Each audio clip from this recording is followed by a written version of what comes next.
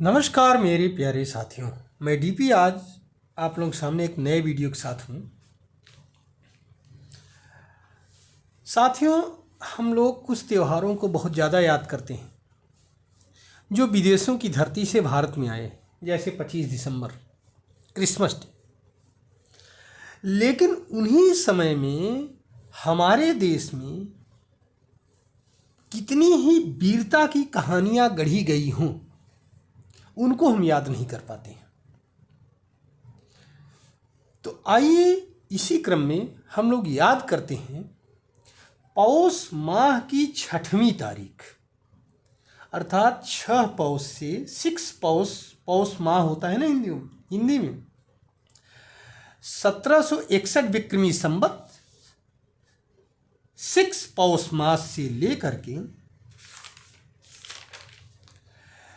14 पौष 1761, अर्थात कुल मिलाकर के कितने दिन हुआ, 9 दिन का समय हमारे देश में वीरता की इतिहास से भरा हुआ है और इसको एक एक दिन वाइज हम लोग याद करते हैं।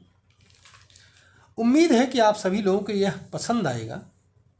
अगर हम इसको ईसवी संवत में देखें तो 1704 था। चूँकि हिंदी महीनों के हिसाब से समय बदलता रहता है, तो इस साल 2023 में ये जो 6 पौष से लेकर के 14 पौष का महीना है, ये 21 दिसंबर से लेकर के 28 दिसंबर तक, 29 दिसंबर तक जा रहा है। इस बीच में क्या घटना घटी थी, इसको क्रम वाइज हम लोग देखते हैं। तो सबसे पहले हम लोग 6 पौष का दिन, 6 पौष अर्थात 21 दिसंबर, जो कि 21 दिसंबर को पड़ेगा। हर साल ये बदलता रहता है, ध्यान रखिएगा, हर साल 21 दिसंबर को नहीं आएगा। 6 पौष का दिन हर साल 21 दिसंबर को नहीं आएगा, ये बदलता रहेगा।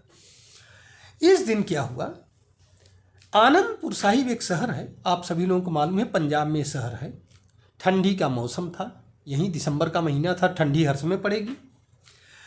कई महीनों से मुगल फौज आनंदपुर साहिब का डेरा घेर रखा था। गुरु साहब को, गुरु गोविंद सिंह जी को, 10वें गुरु जी को हमारे जिंदा पकड़ना चाहते थे वो लोग, लेकिन वो पकड़ नहीं पाए। अंत में हार करके कुछ हिंदू सरदारों को आपस अपने में मिलाते हुए मुगलों ने एक प्रस्ताव भेजा गुरु जी के पास कि अगर आप यहाँ से चले जाएं तो हम लोगों को भी आराम मिल जाएगा, ठंडी का मौसम है, हम लोग भी किले की घेराबंदी ख़त्म कर देंगे और आपको कोई नुकसान नहीं होने देंगे। लेकिन हुआ जस्ट इसका उल्टा। हुआ क्या कि 6 पौष को उन्होंने अपना आनंदपुर साहिब छोड़ने का निर्णय लिया। गुरुजी ने सोचा ठीक है, ये सब लोग आराम से रहें, हम लोग छोड़ देते हैं, महीनों की बात हो चुकी है, लोग बहुत परेशान हैं।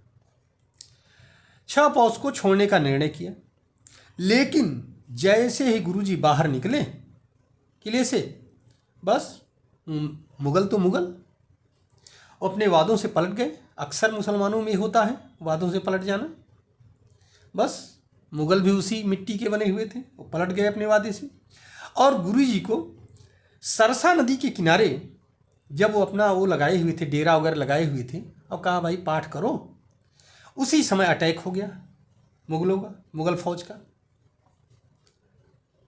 जब अटैक हुआ तो क्या करते हैं, अब आ गया 22 दिसंबर का दिन, अर्थात 7 पौष को सरसा नदी किनारे वहाँ पर डेरा जमा हुआ था। गुरुजी अपने कुछ अनुयायियों के साथ बैठे हुए, तो वो निश्चिंत थे कि भाई जब हमको वचन दिया गया तो हमको कोई पकड़ने नहीं आएगा। लेकिन वहाँ जब अटैक हुआ तो 7 पौष वाले दिन अटैक हुआ जब, तो क्या करते, कोई विकल्प नहीं था। नदी में एकदम ठंडी नदी थी, पूरी वेग से बह रही थी सरसा नदी, उसमें छलांग लगा दिया। अपने घोड़े गाड़ियों सहित सब लोग कूद गए।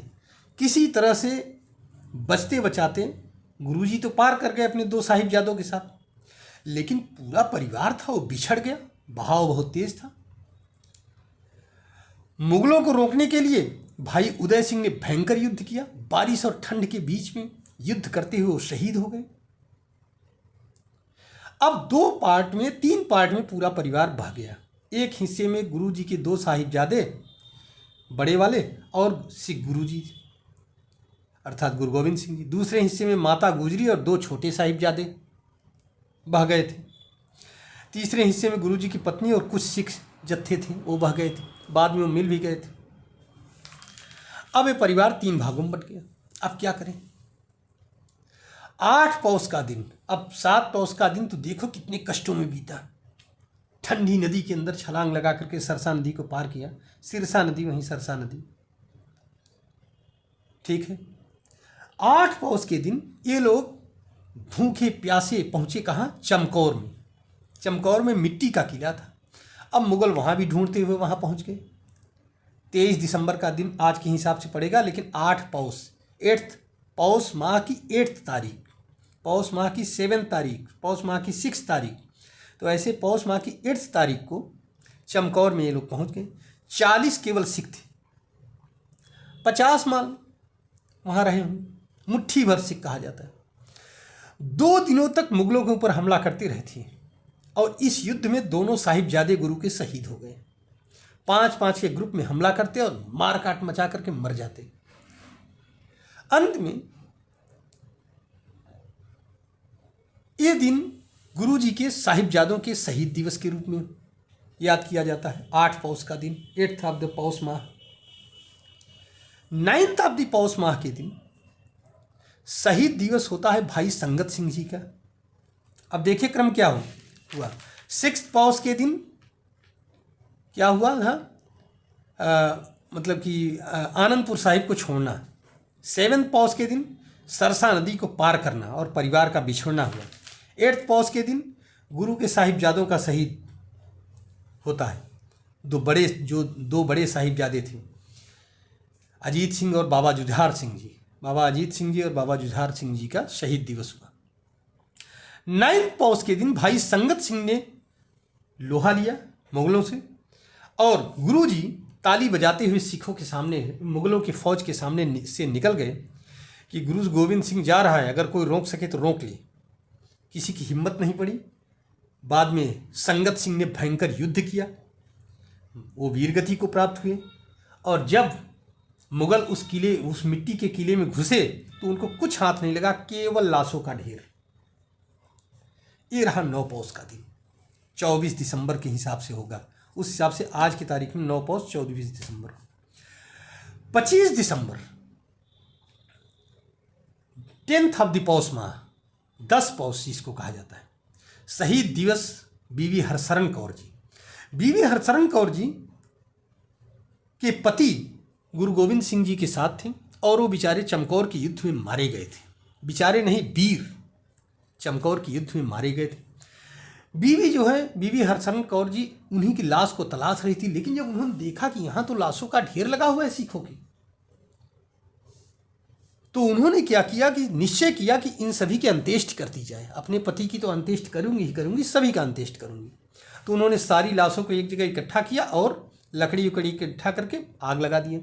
लेकिन जब आग जलता हुआ देखा तो उस जमाने में किसी भी मतलब कि गैर मुस्लिम को कोई भी हिंदू अपनी लाश को जला नहीं सकता था। वो या तो ऐसे कुत्ते बिल्लियों के छोड़ दे, या फिर ज़मीन के अंदर दफन कर दे, या फिर गंगा जी में ऐसे नदियों में प्रवाहित कर देता था।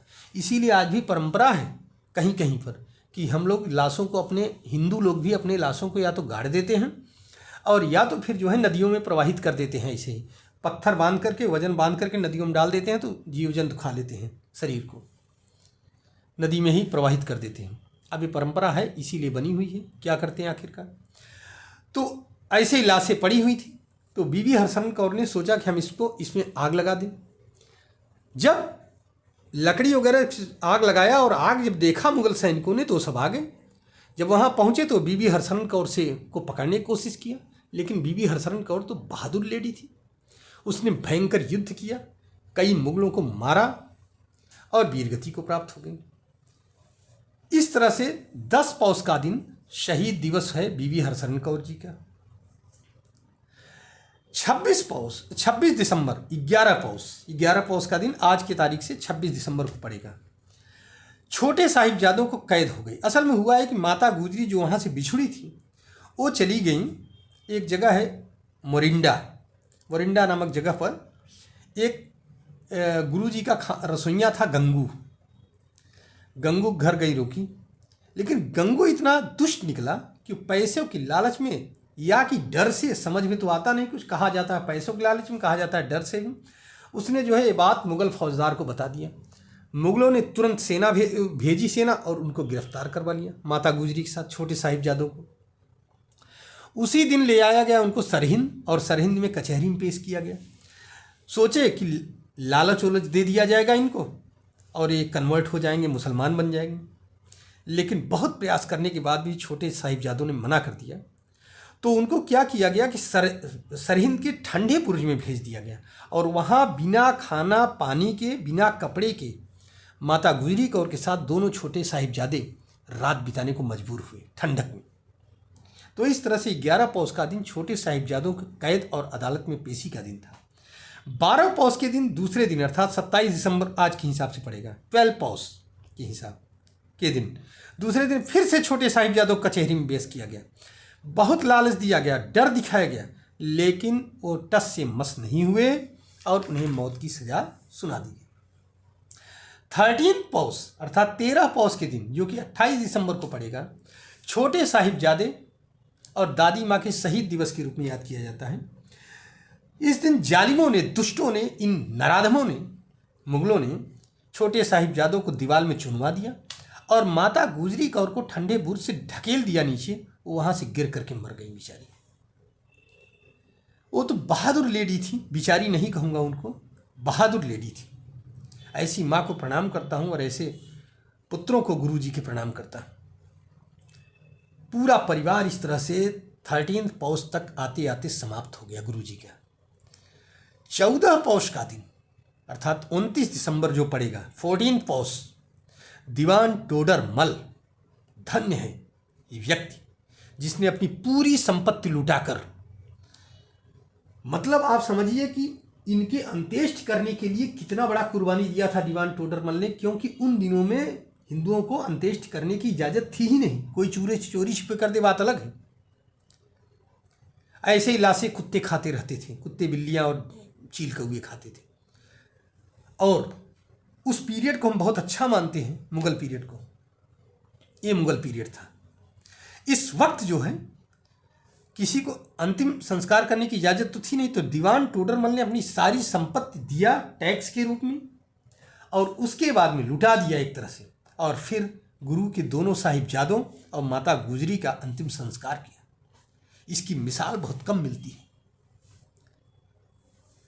और धन्य है टोडरमल, धन्य है उमा और धन्य है गुरु, जिन्होंने अपने पूरे परिवार का शहीद, पूरा परिवार शहीद हो गया। सिर्फ बचे अब कौन? गुरु गोविंद सिंह जी, जो कि चले गए थे दक्षिण की तरफ। समझ रहे हैं? तो ये है पूरा 6 पौष से लेकर के 14 पौष तक के समय का, अर्थात आज के हिसाब से 21 दिसंबर से 21 ऑफ दिसंबर से 29 ऑफ दिसंबर तक का पूरा हिसाब किताब। इस दिन को हम पूरा 9 दिनों तक कायदे से, कितने दिन हुआ? 9 दिन हुआ, 21 से 29 तक। एक तरह से हमें नवरात्र की तरह मनाना चाहिए इसको। इसमें हमें व्रत उपवास रहना चाहिए, गुरु जी के बलिदान को याद करना चाहिए, और फिर हमें संकल्प लेना चाहिए कि हम अपने देश के लिए, अपने समाज के लिए अपना बलिदान करेंगे। हमें उम्मीद है हमारे सिख भाई तो करते होंगे, लेकिन ये सिखों का युद्ध नहीं था। ये सिर्फ हिंदुओं, आपको याद रखना चाहिए कि ये आपके लिए युद्ध था, ये हिंदुस्तान के लिए युद्ध था, सनातन के लिए युद्ध था, हिंदुओं के लिए युद्ध था। उस समय सिख नहीं थे, सिख माने शिष्य होता है। तो हिंदुओं को ये दिन याद करना चाहिए। उम्मीद है कि हम सभी लोग इसको याद करेंगे, इसके प्रति जागरूक बनेंगे और अपने समाज के लिए, अपने सर्वस्व को न्यौछावर करने के लिए गुरु जी के पथ पर चलेंगे। अगर ऐसा हुआ तो हमारा सार्थक प्रयास रहेगा।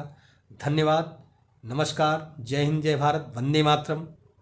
मैं उम्मीद करूँगा कि ये 9 दिन, जैसे हम नवरात्र के 9 दिन मनाते हैं, उस तरह से हम 9 दिन पवित्र दिनों की तरह मनाएं और इस दिन गुरु जी के विषय में चिंतन करें।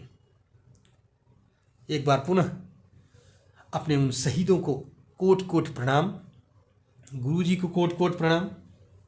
माँ को कोट कोट प्रणाम। धन्यवाद। जय हिंद, जय भारत।